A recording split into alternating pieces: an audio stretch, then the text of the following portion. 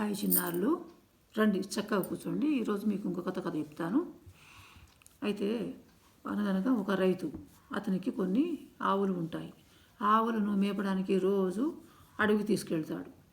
అయితే ఆ ఆవులు పొలం గట్టున చేరి గడ్డి మేస్తూ ఉంటే పక్కకున్న బొరియలోని ఎలుక కొన్ని పిల్లలను పెట్టుకొని ఉంటుంది. అయితే ఒక చిన్న ఎలుక పిల్ల యువతలకు వచ్చి తన తల్లి దగ్గరికి వెళ్ళి ఆవులను చూసి తల్లి దగ్గరికి వెళ్ళి, అమ్మ ఇక్కడ చూడు ఒక పెద్ద జంతువు వచ్చింది అని చెప్తుంది. చెప్పేసరికి ఆ ఎలుక తల్లి ఎలుక ఏమంటుందంటే, మనకంటే పెద్ద జంతువా, అంతకంటే పెద్ద జంతువు ఎక్కడ, నాకంటే పెద్ద జంతువు ఎక్కడ లేదు కదా అంటుంది తల్లి ఎలుక. సరే కాదు, నీకంటే పెద్ద జంతువు వచ్చింది అని పిల్ల చెప్పేసరికి ఆ ఎలుక, నేను తిండి బాగా తింటే బాగా లావెక్కుతాను అనుకొని తన కలుగులోకి వెళ్ళి పొట్ట నిండా ఆహారం తినేసి యువతలకు వస్తుంది.